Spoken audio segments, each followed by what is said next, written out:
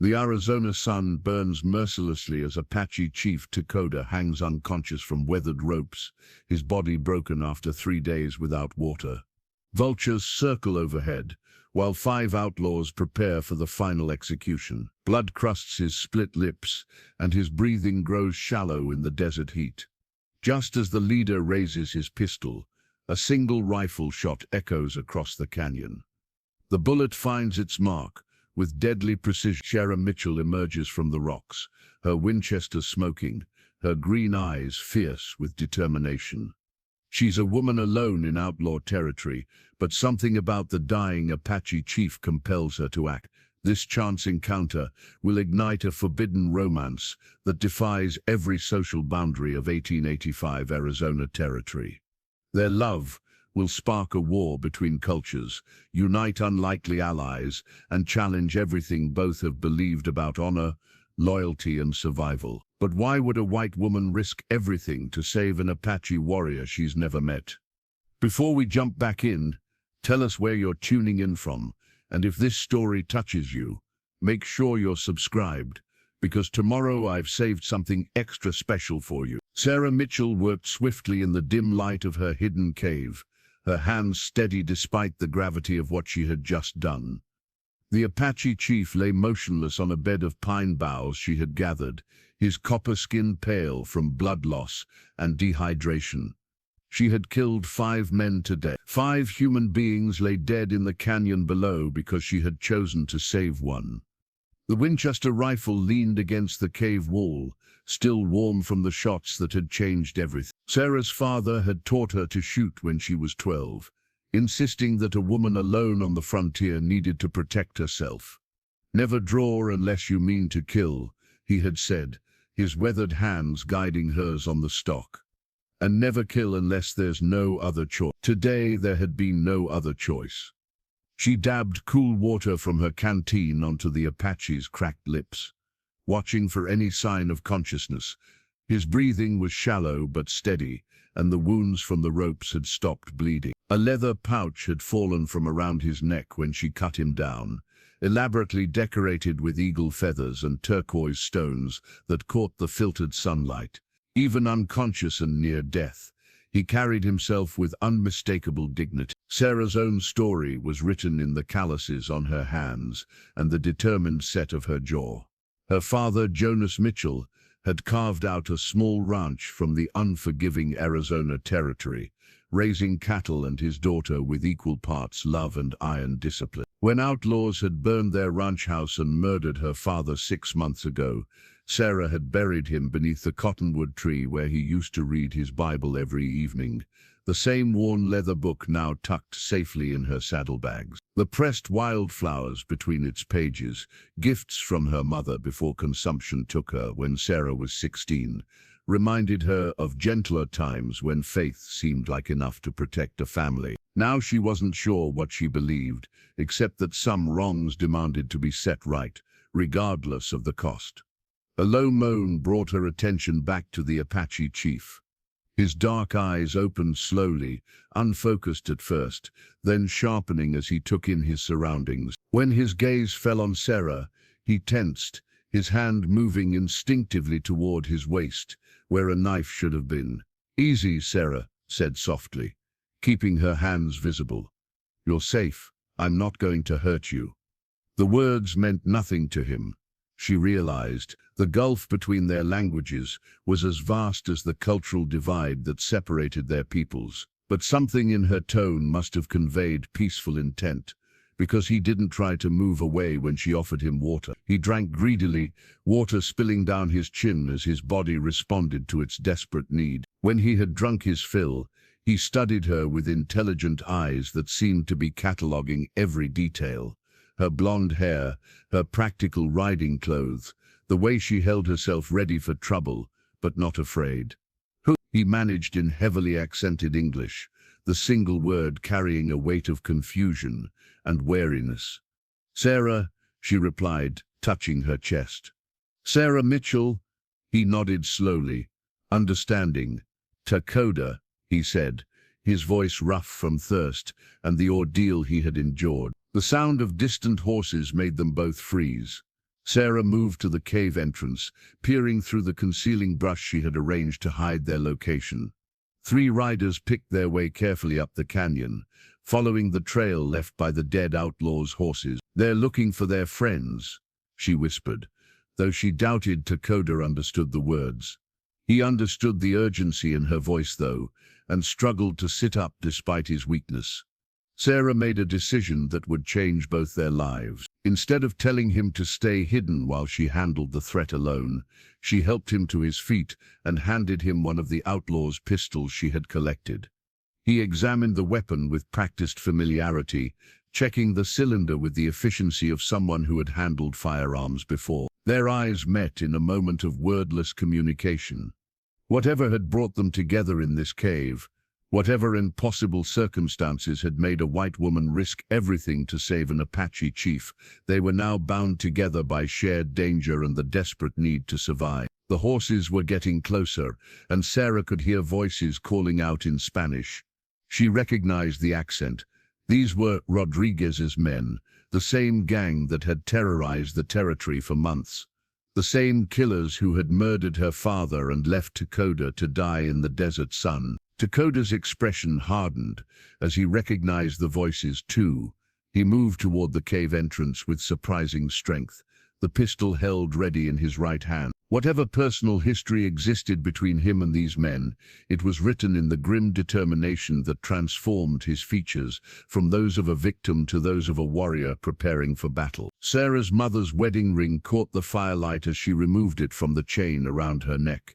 The gold band that had symbolized traditional marriage and conventional expectations, feeling suddenly like a weight she could no longer bear. The ring had belonged to 3 generations of Mitchell women, each of whom had worn it while building lives within the accepted boundaries of their society. The joint raid on Rodriguez's mountain stronghold had been planned with meticulous care, combining Sarah's tactical knowledge of military strategy with Apache expertise in stealth and guerrilla warfare. TAKODA had listened carefully to her suggestions about flanking maneuvers and coordinated attacks, recognizing that her father's military service had taught her valuable lessons about organized combat. 20 Apache children had been held in the outlaw camp, stolen from various raids and intended for sale to slavers operating along the Mexican border.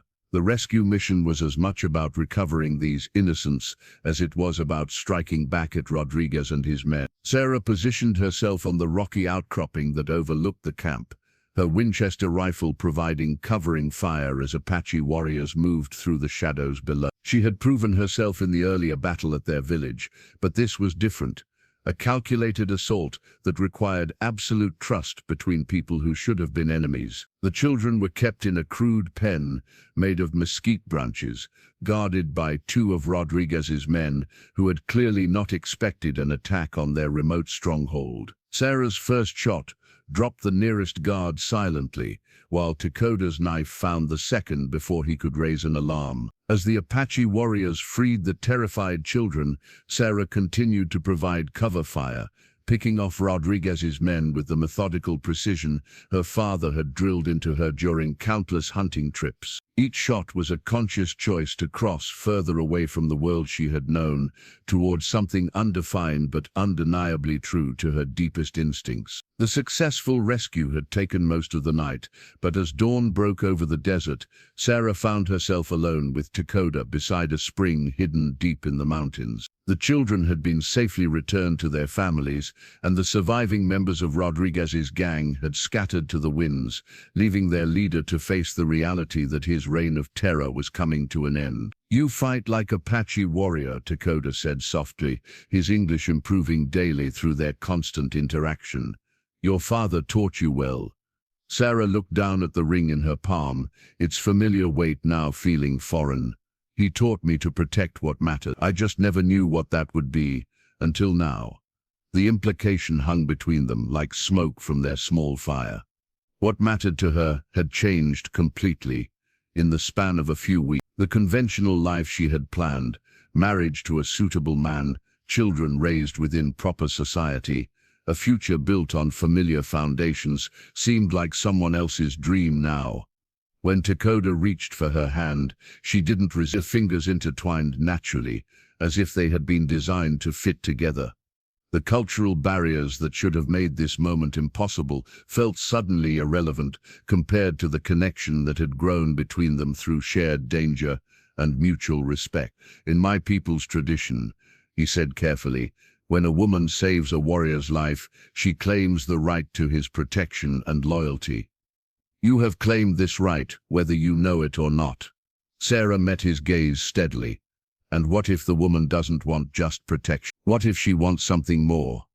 The question hung in the desert air, bold and dangerous, and completely outside the bounds of anything either of their societies would consider acceptable. But here, beside this hidden spring with stars blazing overhead, society's rules felt as distant as the civilized world they had both left behind.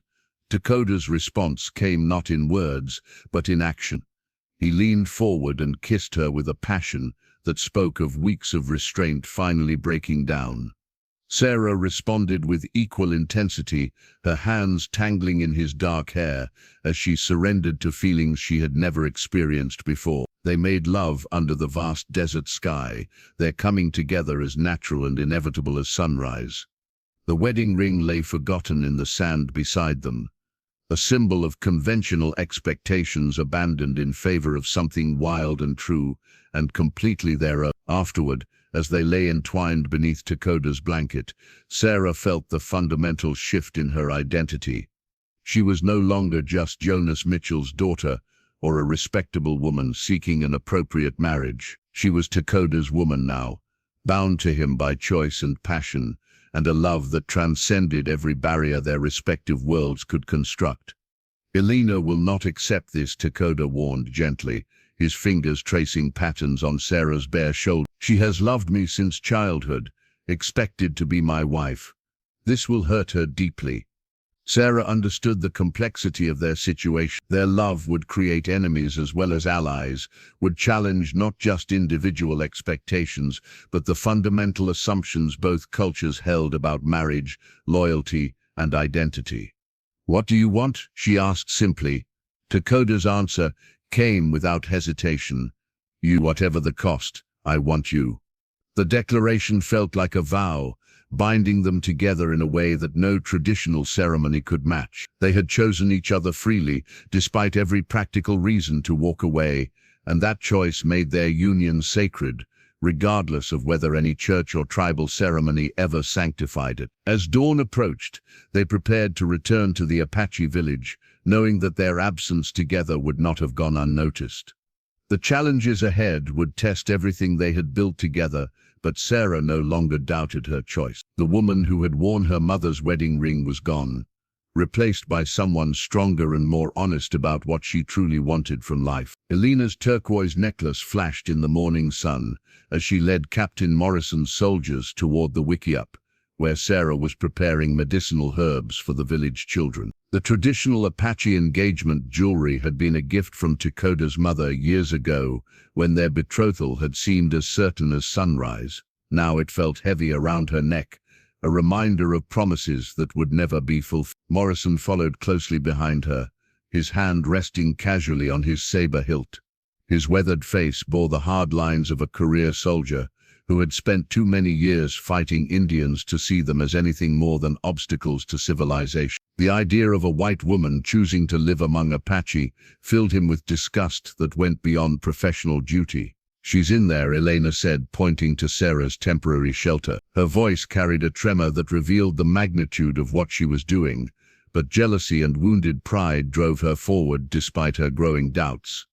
The soldiers moved with practiced efficiency, surrounding the wickiup while Morrison called out his demands. "Sarah Mitchell, you will come out immediately. You are under arrest for collaboration with hostile Indians and violation of territorial law." Sarah emerged slowly, her hands visible and empty, but her green eyes blazing with defiance. She had heard Elena's betrayal and Morrison's approach, had known this moment was inevitable from the day she chose to save Takoda's life. "Collaboration," she said, her voice carrying clearly across the suddenly silent village. "Is that what you call helping to rescue stolen children?" Morrison's expression hardened. "I call it treason against your own race. You've been living among savages, fighting against civilized authority, encouraging their resistance to lawful settlement. The word savages sparked immediate tension among the watching Apache. Several warriors reached for their weapons, but Takoda's raised hand held them back. He understood that any aggressive action would give Morrison excuse for a massacre. Elena watched the confrontation with growing horror as she realized the full implications of her betrayal. She had wanted Sarah removed from Takoda's life, but she had not intended to deliver an innocent woman to a man like Morrison, whose hatred for Indians extended to anyone who showed them mercy. "Captain," Elena said suddenly, stepping between Morrison and Sarah, "perhaps we could discuss terms for her release. She is just one confused woman." Morrison's cold laugh cut through the morning air. "Terms? There are no terms for traitors, squaw. You've served your purpose.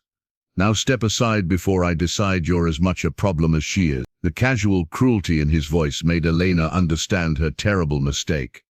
This man would not be satisfied with simply arresting Sarah. He wanted to make an example that would terrorize both Apache and any whites who might consider treating them as human beings. Takoda stepped forward, his war lance held ready but not yet threatening. "Captain Morrison, Sarah Mitchell is under my protection. If you wish to take her, you will have to go through me." Gladly, Morrison replied, his hand moving to his pistol. "I've been waiting for an excuse to finish what General Crook started. One less Apache chief means one less problem for decent settlers." The standoff stretched taut as a bowstring.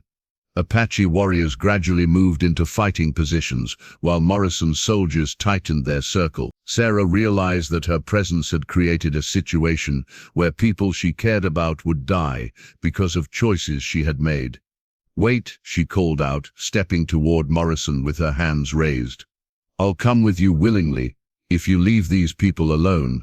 They've done nothing wrong." "Sarah, no," Takoda said sharply.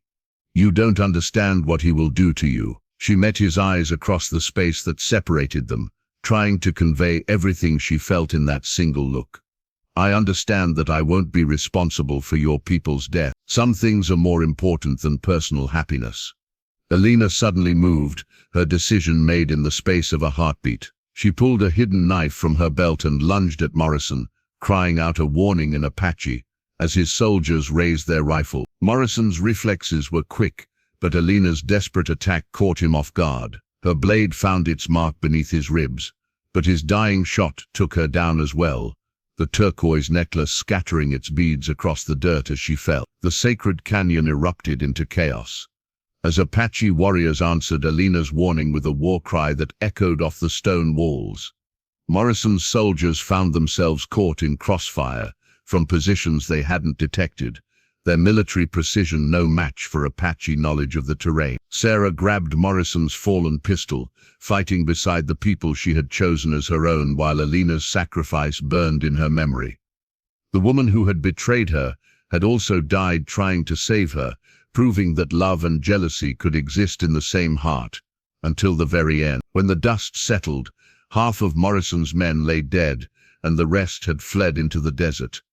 Elena's body lay peaceful in death, her face finally free of the pain and anger that had driven her to such desperate choices. Takoda knelt beside her, gently closing her eyes while whispering prayers in Apache for her spirit's journey. Despite her betrayal, she had been part of his people, and her final act had been one of courage rather than vengeance. Takoda's father's tomahawk felt solid in his hands as he lifted it from its place of honor in the sacred lodge. The ancient weapon bore the scars of countless battles, its steel blade worn smooth by generations of Apache warriors who had wielded it in defense of their people. Intricate carvings covered the wooden handle, telling the story of his bloodline in symbols that reached back to the time when his ancestors first walked these lands. The survivors of Morrison's attack had regrouped in a hidden stronghold deep in the Dragoon Mountains, a place so remote and well defended that even the Apache used it only in times of greatest need. Natural springs provided water, while caves carved into the mountainside offered shelter that could house the entire tribe if necessary. Sarah worked alongside Apache women to tend the wounded, her medical knowledge proving invaluable as they treated injuries from the recent battle. The formal barriers between her and the tribe had largely dissolved in the aftermath of Elena's sacrifice, replaced by a grudging acceptance that had gradually warmed into genuine respect. "The white soldiers will return," declared Nalnesh, his young face grim with the certainty of continued conflict. "Morrison's death will bring more cavalry, and they will not make the same mistakes." Ayana nodded slowly, her ancient eyes reflecting the firelight from the council fire. "The spirits have shown me what comes next. A great battle, where the outcome will determine whether our people survive as a nation or disappear into the white man's world." Takoda studied the faces gathered around the fire, warriors, elders, mothers with children who had never known peace. These people looked to him for leadership, for decisions that would shape their future and the future of generations yet unborn. "Rodriguez still lives," he said quietly. "His remaining men have joined with the cavalry units stationed at Fort Bowie. Together, they plan to end the Apache presence in this territory once and for all." Sarah looked up from bandaging a warrior's wounded arm. "How many men are we facing?" "Too many for a direct assault," admitted Mapa, the scarred veteran who served as Takoda's war chief. "Perhaps 200 soldiers, plus Rodriguez's outlaws. They have rifles, cannon, supplies for a long campaign." The odds were impossible by any conventional measure, but Sarah's mind was already working through the tactical challenges. Her father's military experience had taught her to think strategically, to look for advantages that superior numbers couldn't overcome. "What if we don't give them a direct assault?" she suggested. "What if we use the fact that they expect us to fight like Indians instead of soldiers?" The council listened as she outlined her plan, a strategy that combined Apache knowledge of the terrain with military tactics that would confuse and divide their enemies. It was audacious, risky, and completely dependent on perfect timing and coordination. "You want us to fight like white men," Nalnish said, his tone carrying both skepticism and grudging interest. "I want us to fight smarter than white men," Sarah corrected. "To use their assumptions against them while maintaining every advantage we have." Takoda weighed the proposal carefully. It would require his warriors to adopt unfamiliar tactics, to trust in strategies that went against generations of Apache military tradition. But traditional approaches had failed to stop the relentless advance of white settlement, and perhaps it was time to try something different. "We will need every warrior," he decided, "even the young men who have never been tested in battle." The preparation that followed transformed the hidden stronghold into a training ground where Apache warriors learned to fight in formation, to coordinate attacks using signal systems. Sarah had adapted from cavalry manuals. It felt strange to see proud hunters practicing European military drills, but the results spoke for themselves. Young braves who had grown up hearing stories of individual heroics in battle now learned the discipline of group tactics, while experienced warriors adapted their traditional skills to fit new strategies. Sarah taught them about flanking maneuvers and artillery positions, while Takoda shared ancient Apache knowledge about reading the land and using terrain to maximum advantage. The tomahawk remained at Takoda's side throughout the preparations, a reminder of the warrior tradition he was adapting rather than abandoning. His father had carried it through the wars with Mexico and the early conflicts with American settlers, and now it would serve in what might be the final battle for Apache independence. As the full moon approached the time chosen for their assault, Takoda found himself standing with Sarah on the mountain ledge that overlooked the valley where their enemies were gathering. The lights of the military camp spread out below them like fallen stars, each one representing a life that would be lost in the coming battle. "Are you afraid?" Sarah asked softly. "Every warrior fears," Takoda replied. "The difference is what we do with that fear." She took his hand, their fingers intertwining in the gesture that had become natural between them. Tomorrow would bring either victory and survival, or defeat and the end of everything they had built together. "Whatever happens," Sarah said, "I want you to know that choosing you was the best decision I ever made." Takoda raised their joined hands and kissed her knuckles gently. "Tomorrow we find out if love is strong enough to change history." The signal mirror caught the first rays of dawn as Sarah positioned herself on the rocky outcropping that commanded a view of the entire valley below. The small piece of polished steel had once belonged to a cavalry officer, taken from Morrison's supplies after the battle at the village. Now it would serve to coordinate the most audacious military action in Apache history. Rodriguez's camp sprawled across the valley floor, a mixture of military precision and outlaw chaos that revealed the uneasy alliance between the surviving bandits and Captain Hayes's cavalry unit. Smoke from cooking fires drifted upward in the still morning air, while sentries walked their posts with the casual confidence of men who believed themselves safe from attack. TAKODA crouched beside Sarah, his father's tomahawk secured at his belt alongside more modern weapons, taken from fallen enemies. The combined Apache force was already in position, warriors hidden in every cave and crevice that dotted the mountainsides, waiting for the signal that would unleash a coordinated assault, unlike anything their enemies expected. "Remember," Sarah whispered, adjusting the mirror's angle to catch the light perfectly. "We hit them from 3 sides simultaneously. The northern group draws their attention, the southern force cuts off their retreat, and the eastern warriors strike their supply wagons." The plan required split-second timing and absolute trust between fighters who had trained together for only a few weeks. Sarah had studied every military manual her father owned, adapting cavalry tactics to Apache strength, while compensating for their lack of formal military training.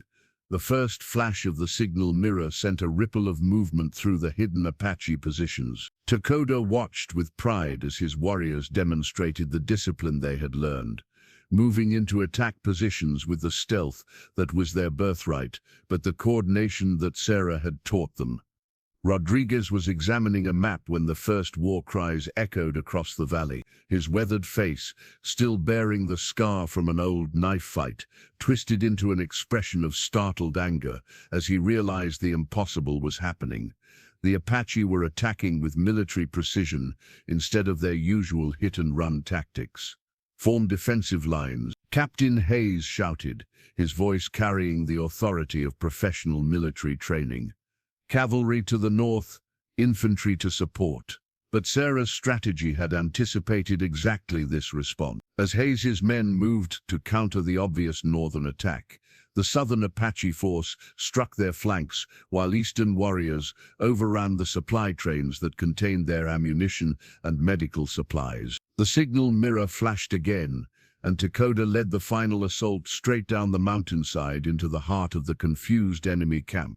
His tomahawk cleaved through rifle stocks and leather gear as he fought his way toward Rodriguez, the personal vendetta that had started with his sister's death, finally approaching its resolution. Rodriguez met him with twin pistols, his outlaw reflexes serving him well in the chaos of close combat. "You should have died in the desert, Apache," he snarled, firing rapidly as TAKODA closed the distance between them. "My sister's spirit demands otherwise," TAKODA replied, his tomahawk deflecting one bullet while he rolled to avoid the second. The ancient weapon that had served his father and grandfather now served justice as it found its mark in Rodriguez's chest, ending the reign of terror that had cost so many innocent lives. Captain Hayes rallied his remaining men around the cavalry standard, forming a defensive square that held against repeated Apache attacks. But Sarah's tactics had divided his force and captured his supplies, leaving him with limited ammunition and no means of calling for reinforcement. The battle raged through the morning, transforming the peaceful valley into a testament to what happened when Apache ingenuity combined with military strategy. Sarah coordinated the assault with her signal mirror, directing warriors to exploit weaknesses in the cavalry formation that became apparent only as the battle developed. When Hayes finally raised a white flag, requesting terms for surrender, the sun stood directly overhead. The valley floor was littered with evidence of Apache victory, captured weapons, scattered supplies, and the knowledge that traditional military superiority meant nothing when facing opponents who refused to fight by conventional rules. TAKODA accepted Hayes's surrender with the dignity expected of an Apache chief, but the terms he offered reflected Sarah's influence on his thinking. The surviving soldiers would be allowed to return to Fort Bowie with their wounded, carrying word that the Apache were capable of defeating any force sent against them. "Tell your commanders," TAKODA said to the humbled captain, "that we seek peace, but we will accept war if peace is impossible. The choice belongs to those who make policy in distant cities." As the defeated cavalry gathered their wounded and prepared for the long march back to their fort, Sarah reflected on how completely her life had changed. 6 months ago, she had been a rancher's daughter, planning a conventional future.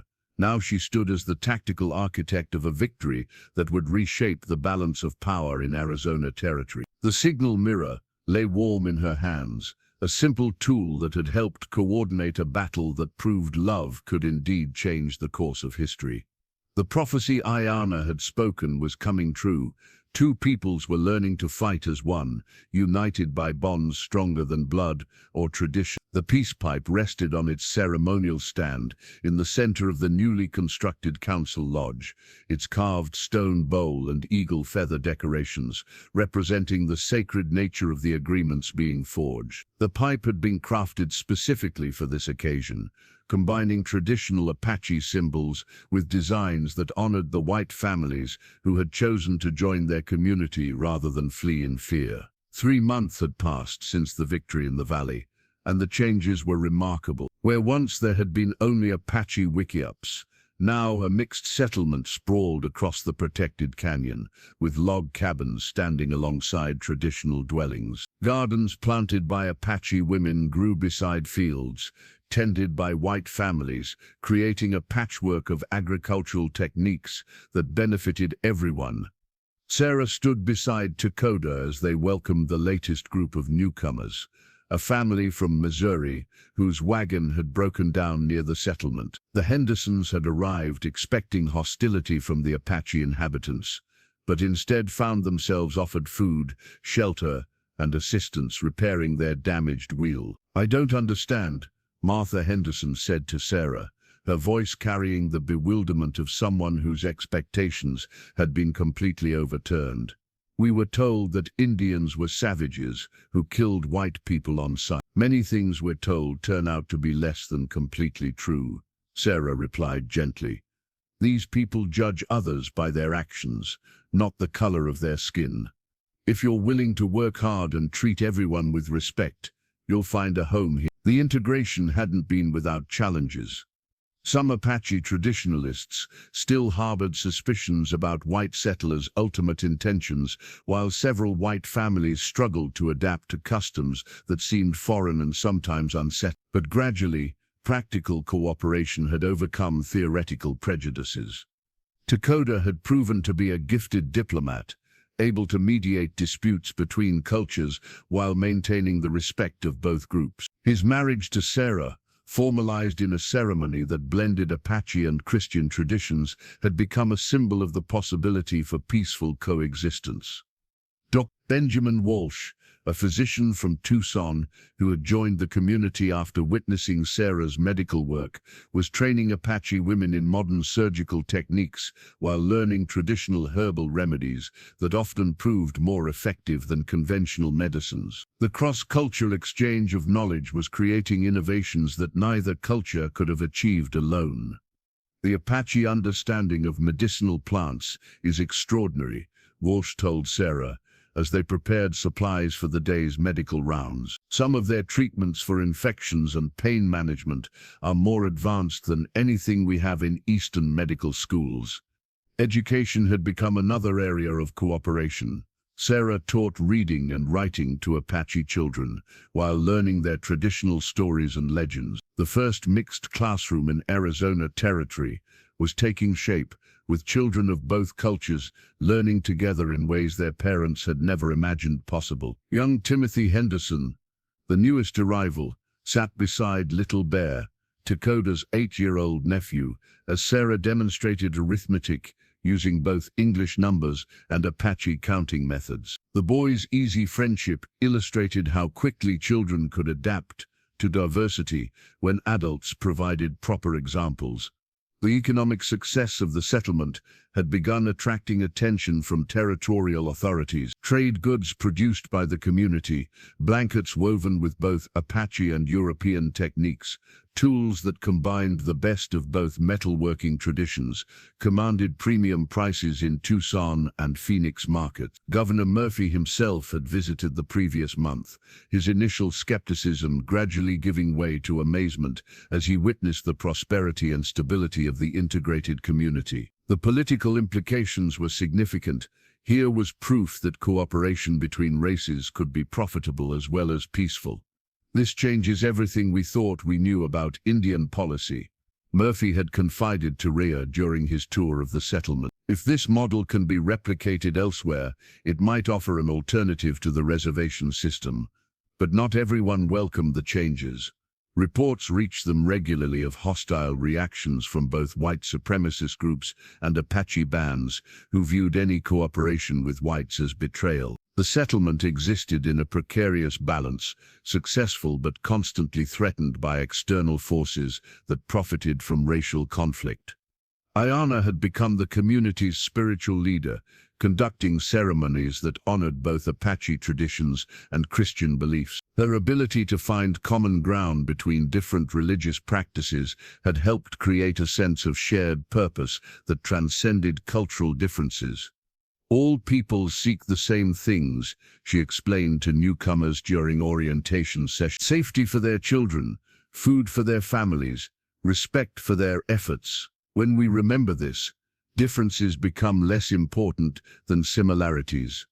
The peace pipe was passed among the council members as they discussed plans for expanding the settlement to accommodate more families. Each person who touched the sacred object committed themselves to the principles that had made their success possible: mutual respect, shared responsibility, and the belief that diversity strengthened rather than weakened their community. As evening approached, Sarah and Takoda walked hand in hand through the settlement they had helped create. Children's laughter echoed from the school building, where Apache and white youngsters played games that blended traditions from both cultures. Cook fires sent smoke into the twilight sky, carrying the mingled aromas of meals that combined ingredients and techniques from multiple culinary traditions. "Do you ever regret the choice you made?" Takoda asked, gesturing toward the peaceful scene around them. Sarah considered the question seriously before answering. "I regret the pain our love caused Elena. I regret the deaths that might have been prevented. But I don't regret choosing you, or choosing this life we've built together." The baby's cradle board rested against the cottonwood tree where Sarah often sat to nurse their son, its traditional Apache construction decorated with symbols from both cultures: eagle feathers for strength, Christian crosses for protection, in beadwork that told the story of two peoples learning to live as one. Little Samuel Thomas bore his great-grandfather's name alongside his Apache naming ceremony designation, representing the bridge between worlds that his very existence symbolized. 5 years had transformed the settlement into something unprecedented in the American West.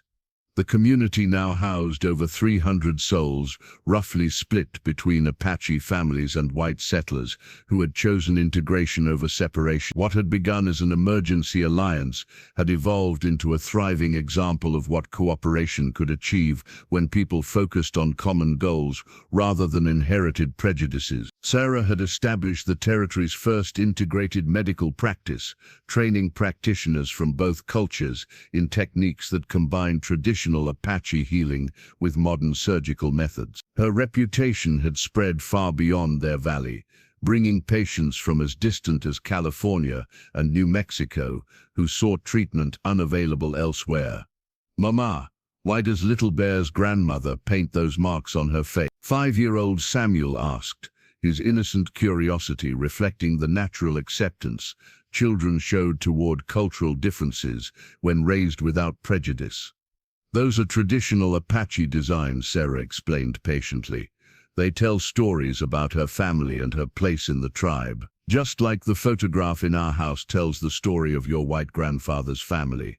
Samuel nodded solemnly, already fluent in both Apache and English, despite his young age. His bicultural education was preparing him for a future where such abilities would be increasingly valuable as the territory moved towards statehood. TAKODA had become the unofficial ambassador between the settlement and territorial authorities, his diplomatic skills proving as valuable as his military leadership had been during their conflicts. Governor Murphy consulted him regularly on Indian policy matters, recognizing that the success of their community offered insights that could benefit the entire territory. The schools Sarah had established now employed teachers from both cultures, creating a curriculum that preserved Apache oral traditions while providing the literacy skills children would need to navigate an increasingly white-dominated world. The first graduates were beginning to attend universities in California and the East Coast, returning with knowledge that benefited the entire community.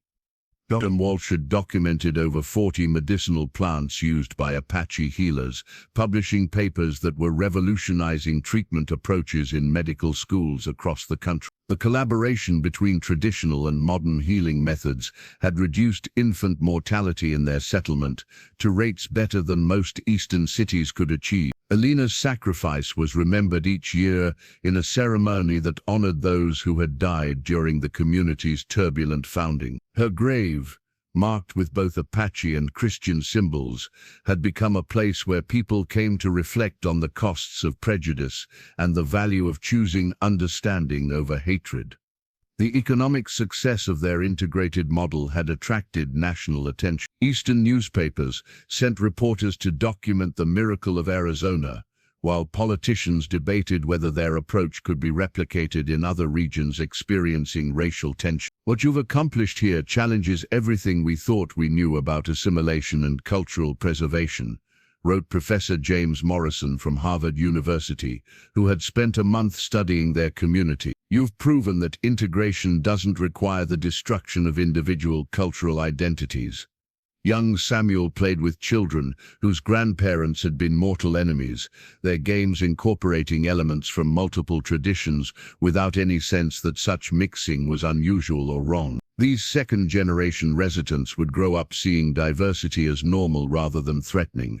Sarah often marveled at how far they had all traveled from that desperate moment in the desert when she had chosen to save a dying Apache chief. The woman who had worn her mother's wedding ring and planned a conventional life seemed like a different person entirely. "Do you think our children will face the same challenges we did?" she asked TAKODA one evening as they watched Samuel and his friends chase fireflies in the gathering dusk. "Different challenges," TAKODA replied thoughtfully. "They will grow up in a world where what we accomplished seems normal to them. But there will always be those who profit from keeping people divided. Our children will have to choose, just as we did, between fear and love." The settlement's success had not eliminated external threats. Reports continued to reach them of Apache bands that rejected any cooperation with whites, and white settlements that viewed their integrated community as a dangerous precedent. The balance they had achieved remained fragile, dependent on continued vigilance and commitment from all involved. As night fell over their peaceful valley, Sarah tucked Samuel into his cradleboard for sleep, singing the Apache lullaby that Ayana had taught her alongside the hymns her own mother had used.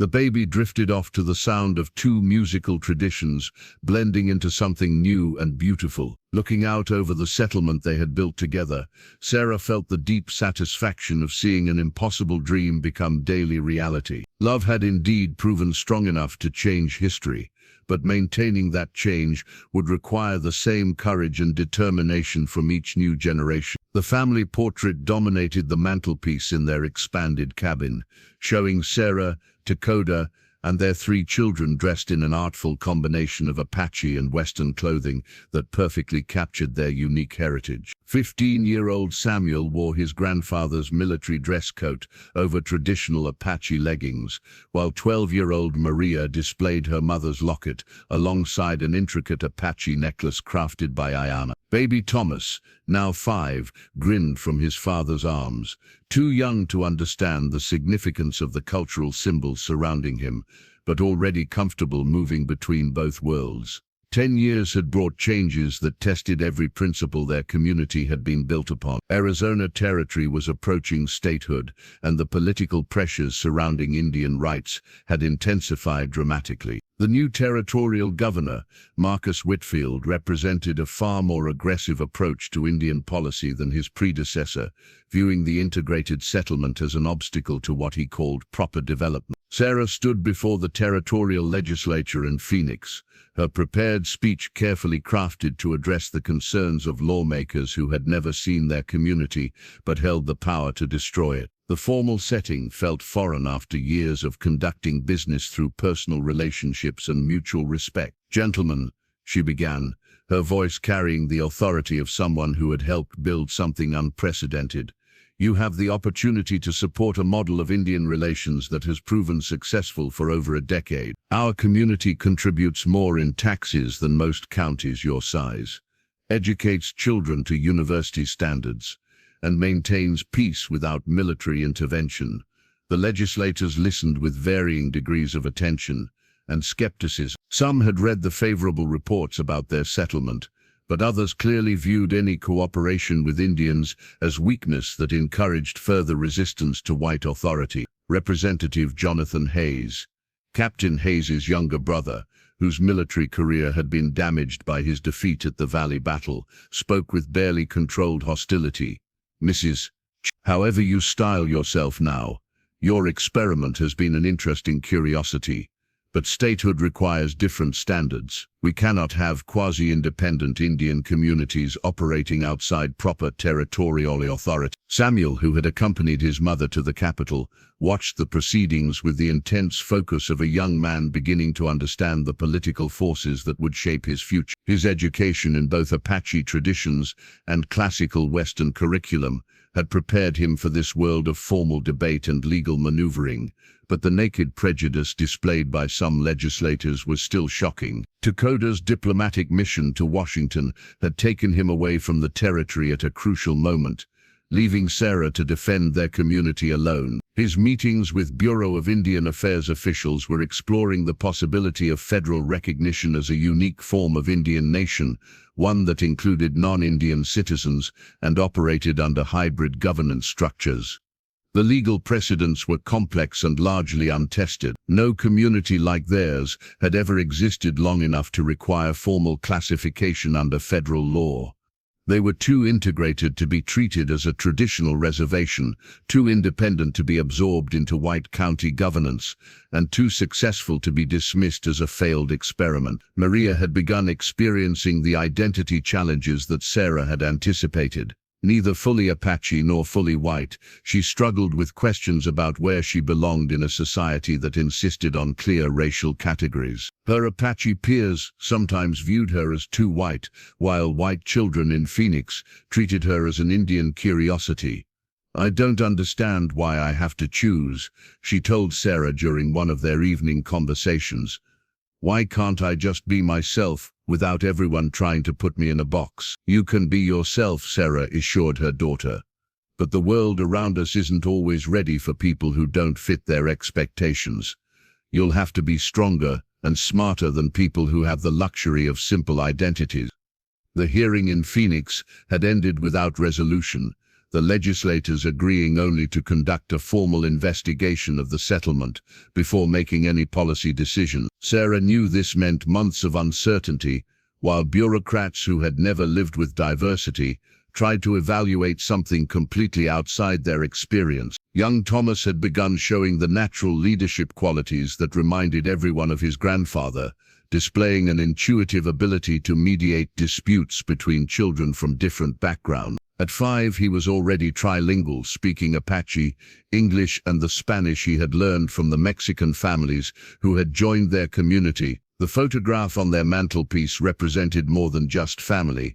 It stood as evidence that people of different races could create lasting bonds that produced children comfortable in multiple worlds. But the political reality of approaching statehood threatened to force impossible choices on families who had built their lives around refusing to accept such limitations. Dr. Walsh had established a medical college that attracted students from across the country, eager to learn the integrated healing methods that had made their community famous in academic circles. The success of their educational and medical innovations had created powerful allies in distant cities, but local political opposition remained fierce. As autumn arrived in their valley, Sarah found herself planning for a future that felt increasingly uncertain. The community they had built with such care and sacrifice now faced challenges that couldn't be solved through personal courage or military victory, but only through the slower and often more frustrating process of political change. The statehood petition lay spread across the kitchen table, its formal language carefully crafted to include provisions that would protect their community's unique status within the new state government. Hundreds of signatures covered the attached pages, Apache leaders and white settlers united in support of Arizona's admission to the Union under terms that recognized their integrated model as a legitimate form of local governance. Sarah campaigned tirelessly throughout the territory, speaking to groups that ranged from sympathetic church congregations to hostile ranchers' associations. Her reputation as the white woman who had helped create a successful Indian community preceded her, making her both a curiosity and a target for those who opposed any form of racial cooperation. The question before us, she told a packed meeting hall in Tucson, is whether Arizona will enter statehood as a place where success is determined by merit and cooperation, or whether we will cling to the prejudices that have failed everywhere they've been tried. The audience's reactions varied dramatically. Some applauded her vision of a racially integrated future, while others muttered angrily about Indian lovers and the dangers of mixing races. The division reflected the broad territorial struggle over what kind of state Arizona would become. Takoda's efforts in Washington had produced mixed results. Federal officials were fascinated by their community as a potential model for Indian policy, but they were also concerned about setting precedents that might complicate treaties with other tribes. The legal questions surrounding their status had no clear answers in existing law. "What you've created is unprecedented," Congressman William Morrison told Takoda during a meeting in the Capitol building. "The challenge is figuring out how to protect it within existing legal frameworks that were never designed for this kind of situation." Back in their valley, Samuel had begun showing signs of the natural political instincts that would serve him well in the complex world he was inheriting. At 17, he could argue constitutional law with visiting professors while discussing traditional Apache governance structures with tribal elders, his bilingual education making him equally comfortable in both intellectual traditions. The territorial investigation had concluded with grudging admission that their community was both prosperous and peaceful, but recommendations remained divided along political lines. Progressive investigators praised their innovations in education and medicine, while conservative members warned about the dangerous precedent of allowing racial mixing to be viewed as successful policy. Maria had found her calling in teaching, working alongside Sarah to develop curricula that preserved Apache cultural knowledge while preparing students for success in the wider American society. Her ability to translate between cultures made her invaluable in bridging gaps that often frustrated even well-meaning educators. "The children don't see differences the way adults do," she observed to Sarah during one of their planning sessions. "They just see their friends and neighbors. If we can keep them thinking that way while they grow up, maybe the next generation won't have to fight the same battles we do." Opposition to their community had become more organized and sophisticated. A group calling itself the Arizona Purity League had formed specifically to oppose statehood provisions that would legitimize racial integration, using fear-mongering tactics to rally support among white settlers who felt threatened by changing demographics. "These people want to destroy everything that makes America great," declared the league's leader, former territorial judge Marcus Thompson, during a rally in Phoenix. "They want our children growing up thinking it's normal to marry Indians, to live like savages, to abandon the civilization our ancestors died to establish." The personal attacks on Sarah and her family had grown more vicious as statehood approached. Anonymous letters threatened violence against their children, while newspaper editorials questioned whether a white woman who had gone native could be trusted to speak for territorial interests.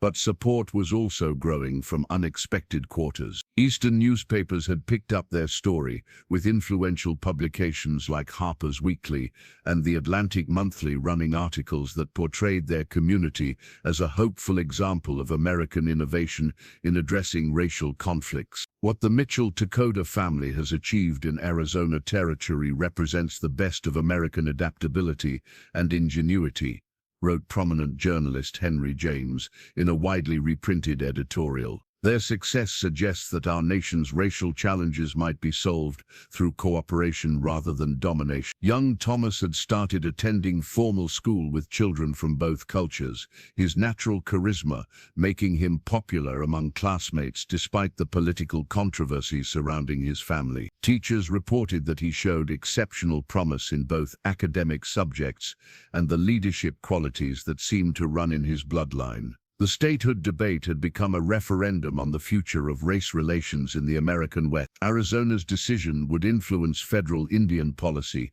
and set precedents that other territories would be forced to address as they approached their own statehood applications. As winter approached, Sarah felt the weight of history settling around their community like snow on the mountain. The choices made in the coming months would determine whether the love that had brought her and TAKODA together could survive the transformation of their territory into a state governed by laws that had no precedent for what they had built. The university diploma hung proudly in their family home, Samuel's achievement representing a milestone that would have been impossible to imagine when Sarah first saved TAKODA's life in the desert. Harvard Law School's crimson seal seemed almost out of place in their log cabin, but it symbolized the bridges their family had built between worlds that once seemed impossibly distant.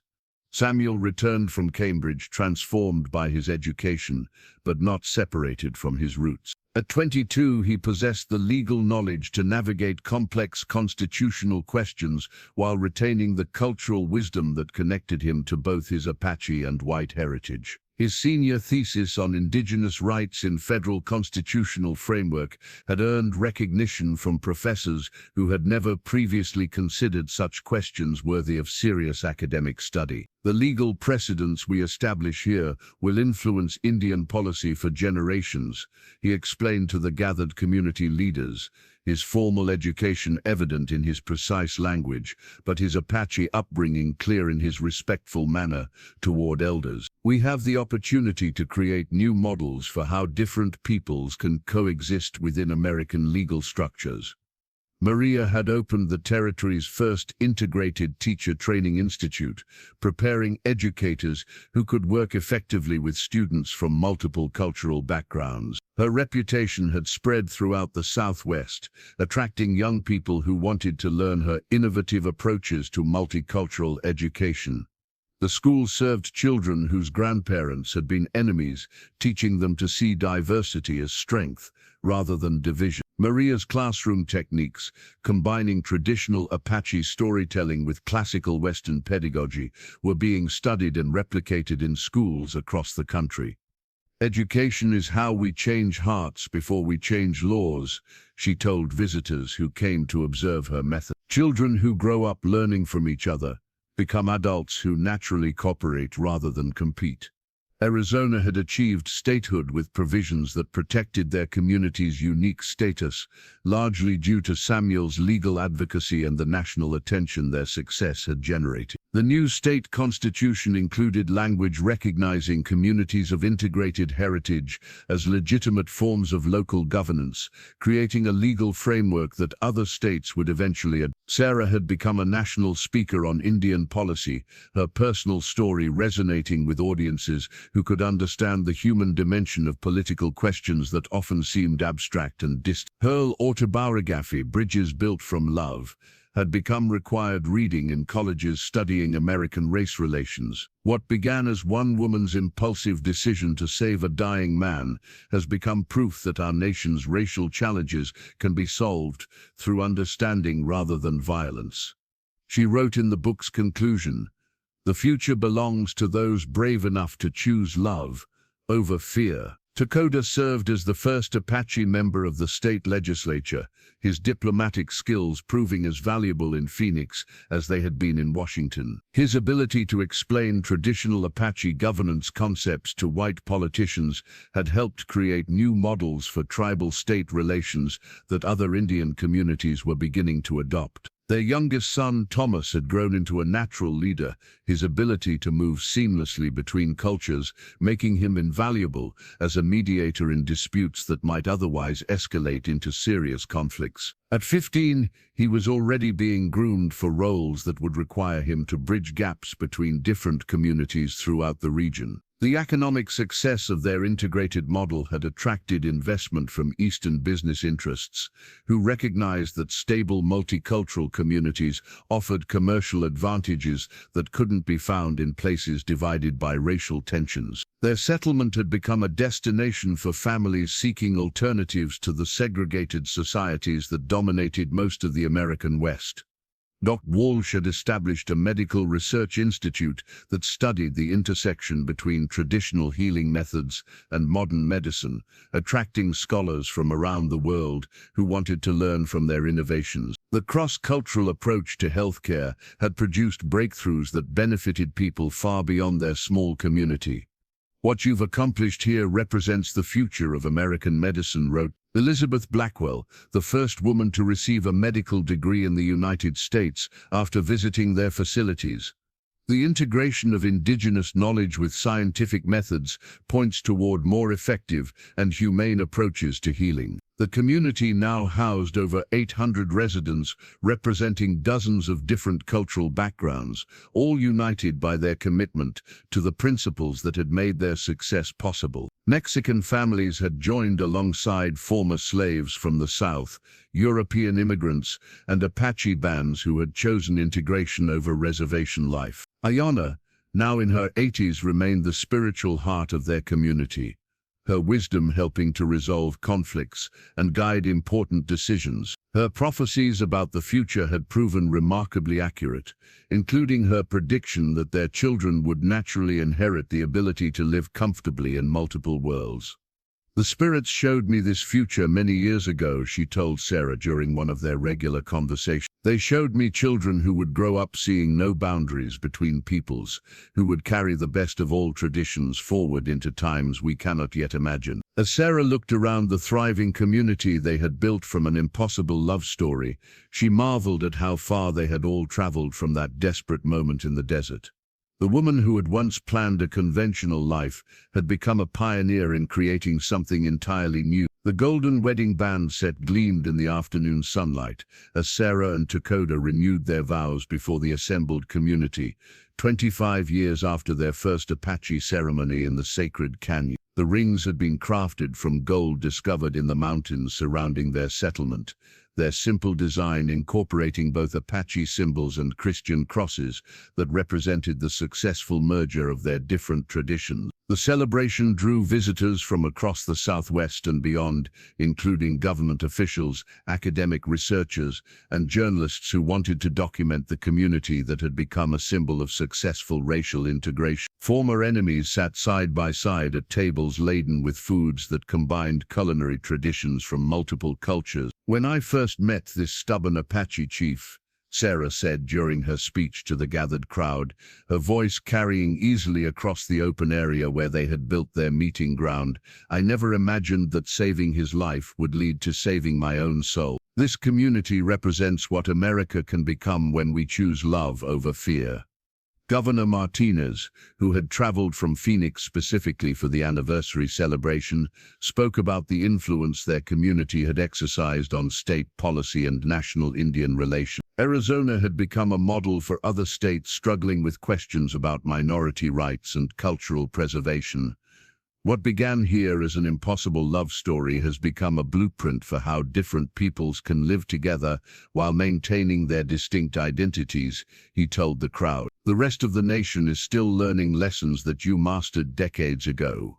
Samuel had returned from Washington, where his work as a federal consultant on Indian affairs had helped shape legislation that protected tribal rights while encouraging economic development. His legal expertise had proven invaluable in drafting policies that balanced traditional sovereignty with practical integration into American economic systems. Maria's educational innovations had spread throughout the region, with teachers from as far away as California coming to study her methods for working with culturally diverse student populations. Her teaching institute had become a required training ground for educators who wanted to work effectively in America's increasingly multicultural communities. Thomas had begun his own family, marrying a young woman whose mixed heritage reflected the community's success in creating a place where such relationships were normal rather than controversial. Their 3 children played freely with friends from dozens of different backgrounds, their innocent acceptance of diversity representing the future their grandparents had dreamed of creating. The economic prosperity of their settlement had exceeded every prediction,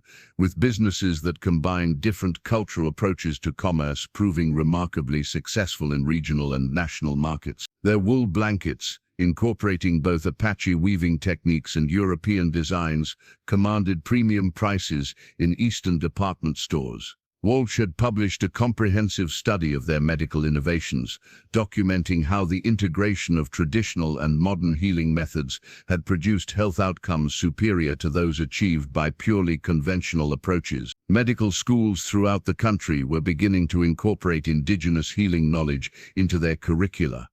The success you've achieved here in combining different medical traditions points toward a more complete understanding of human health, he wrote in his landmark publication. We've learned that healing involves not just treating symptoms, but addressing the spiritual and cultural factors that influence well-being. Ayana's grandchildren now served as cultural interpreters for visitors who wanted to understand Apache traditions, their bilingual abilities, and deep knowledge of both societies, making them valuable bridges between worlds. The old woman's vision of children who could move comfortably between cultures had been fully realized in the younger generation. The anniversary celebration included demonstrations of the various crafts and skills that had developed through cultural exchange. Apache techniques for working with leather had been combined with European metalworking to create tools and decorative items that were both beautiful and highly functional. Each generation has built upon what their parents created, observed Professor James Mitchell from Columbia University, who had come to study their community's social dynamics. What started as individual courage has become institutional wisdom that gets passed down through families and preserved in community traditions. Sarah and Takoda's own grandchildren represented the full flowering of their impossible dream. These young people switched effortlessly between languages and cultural contexts, their natural confidence reflecting their comfort with complexity that would have overwhelmed their great-grandparents. The golden rings they wore symbolized not just their personal commitment, but the success of a community that had proven love could indeed conquer the artificial barriers that divided peoples. Their marriage had become a living example of what was possible when courage overcame prejudice. As evening approached and the celebration continued with traditional dances from multiple cultures, Sarah reflected on the journey that had brought them to this moment. The woman who had once planned a conventional life had helped create something unprecedented in American history, a place where the dream of equality had become daily reality. The rings caught firelight as they danced together, two people whose love had changed not just their own lives, but the lives of hundreds of others who had found hope in their example. The wooden tomahawk in Thomas's small hands had been carved by his grandfather Takoda, its surface decorated with both Apache symbols and American stars that represented the dual heritage flowing through the boy's veins. At 8 years old, he wielded the toy weapon with the natural grace that seemed to run in his bloodline, but his games incorporated elements from multiple military traditions rather than focusing solely on Apache warfare. "Grandfather, tell me again about the great battle in the valley," Thomas pleaded as Takoda whittled another piece for the growing collection of toys that filled their workshop. The old chief's hands, now gnarled with arthritis but still steady, continued their patient work while his voice carried the rhythm of practiced storytelling. "Your grandmother Sarah stood on the mountain with her signal mirror," Takoda began, his English now fluent after decades of practice, but still carrying the cadence of his native Apache. "She coordinated our warriors like a general commanding an army, using tactics that confused our enemies because they expected us to fight like Indians instead of soldiers." Sarah listened from her chair beside the workshop window, her own hands busy with the intricate beadwork that had become her meditation in these quieter years. At 68, she moved more slowly than in her younger days, but her mind remained sharp, and her green eyes still held the determined spirit that had driven her to save a dying Apache chief 3 decades ago. The community had evolved far beyond anything they had originally envisioned. What had begun as a desperate alliance between fugitives had grown into a model that was being studied and replicated throughout the American West. Their success had influenced federal Indian policy and provided a template for other communities struggling with questions about integration and cultural preservation. Thomas represented the 4th generation to grow up in their settlement, and his easy comfort with multiple identities reflected how thoroughly their experiment had succeeded. He spoke Apache with his grandfather's relatives, English with his school friends, and Spanish with the growing Mexican population that had joined their community over the years. "When I grow up, I want to be a chief like you, grandfather," the boy declared, brandishing his wooden tomahawk in a salute that combined Apache and military traditions. "Being a chief means serving your people, not commanding them," TAKODA replied gently. "It means making decisions that help everyone, even when those decisions are difficult or unpopular."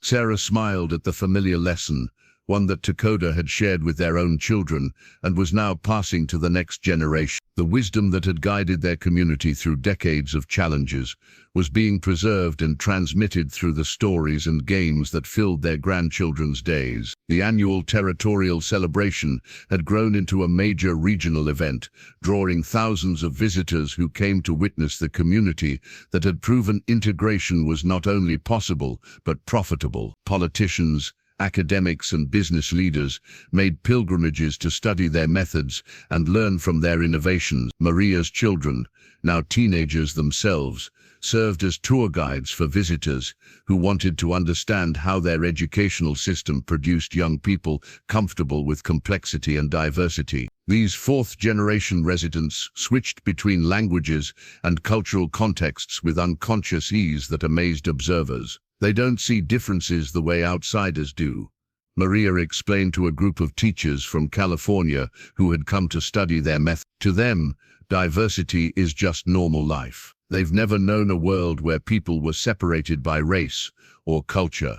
Samuel's legal work had helped establish similar communities throughout the Southwest, each one adapting their basic model to local conditions and cultures. The precedents he had helped create were being cited in court cases from Texas to Oregon, gradually changing how American law dealt with questions about minority rights and cultural autonomy. The economic success of their approach had attracted investment from major Eastern corporations, who recognized that stable multicultural communities offered commercial advantages unavailable in places divided by racial tension. Their settlement had become a destination for businesses seeking skilled workers from diverse backgrounds.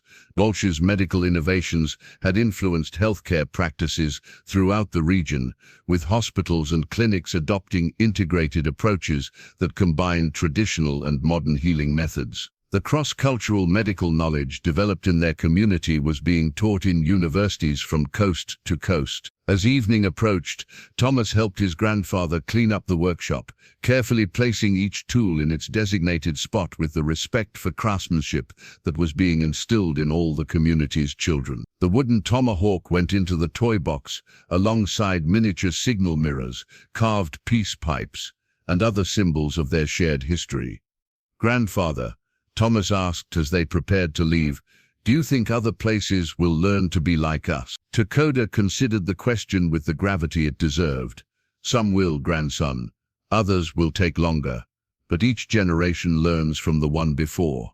And eventually, love finds a way to overcome fear." The wisdom that had guided Sarah's impulsive decision to save a dying Apache chief was being passed to children who would carry it into a future neither of their grandparents could fully imagine. The memorial stone stood sentinel in the place where Sarah had first saved TAKODA's life, its granite surface carved with both Apache symbols and English text that told their story for future generations to discover. The inscription read simply, "Here love conquered all barriers. Sarah Mitchell and Chief TAKODA, whose courage created a new way forward." Sarah and TAKODA had lived their final years in the cabin they had built together, surrounded by children and grandchildren whose very existence proved that their impossible dream had become lasting reality. Age had slowed their bodies, but never dimmed the connection that had sparked between them in that desperate moment when a white woman chose to save an Apache chief.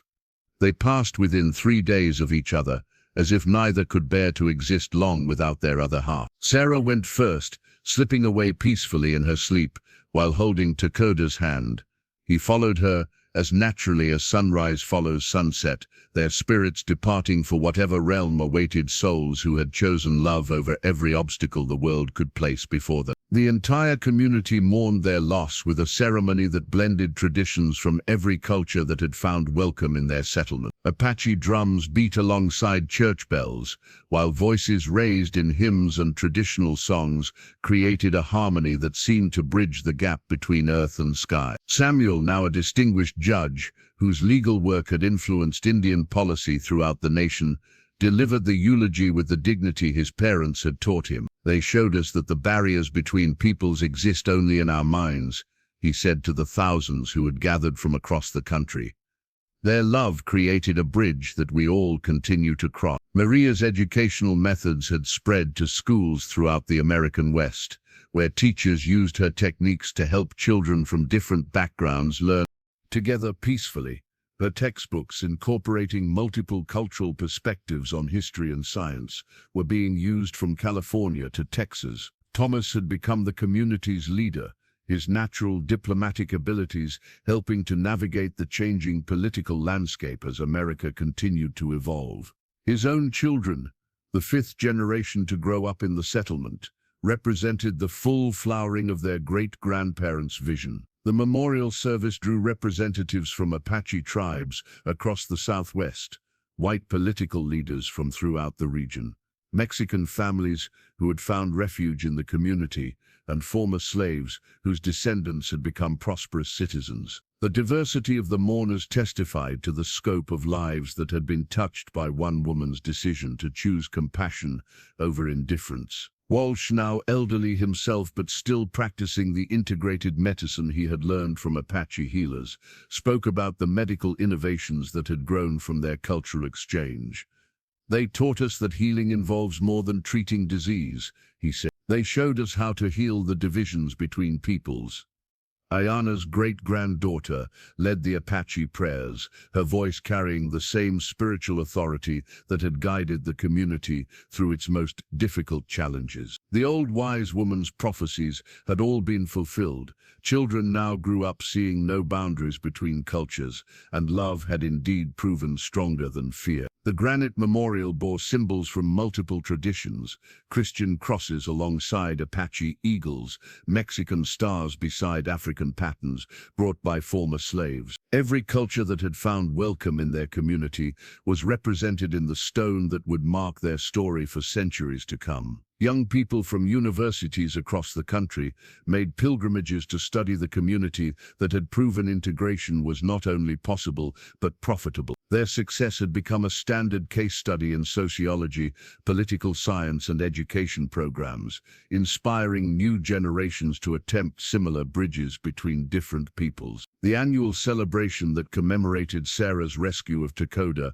had grown into a national holiday in Arizona, officially recognized as Unity Day by the state legislature. Communities throughout the Southwest organized similar festivals that brought different cultural groups together in celebration rather than conflict. As the memorial service concluded and the crowd began to disperse, 2 eagles circled overhead in the desert sky, their wings catching the late afternoon sunlight as they soared above the canyon where love had first conquered fear. The symbolism was not lost on those who watched the spirits of Sarah and Takoda, finally free to fly together without the constraints that had once made their love seem impossible. The community they had built would continue to thrive, guided by the principles they had established and the example they had set.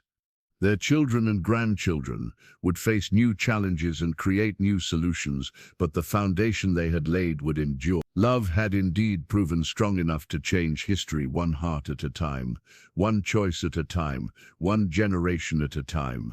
The memorial stone would stand as permanent testimony that courage and compassion could overcome any barrier that hatred and fear might construct. In the end, their story had become America's story, the ongoing struggle to create a nation where all peoples could find welcome, where diversity strengthened rather than divided, and where love ultimately conquered all.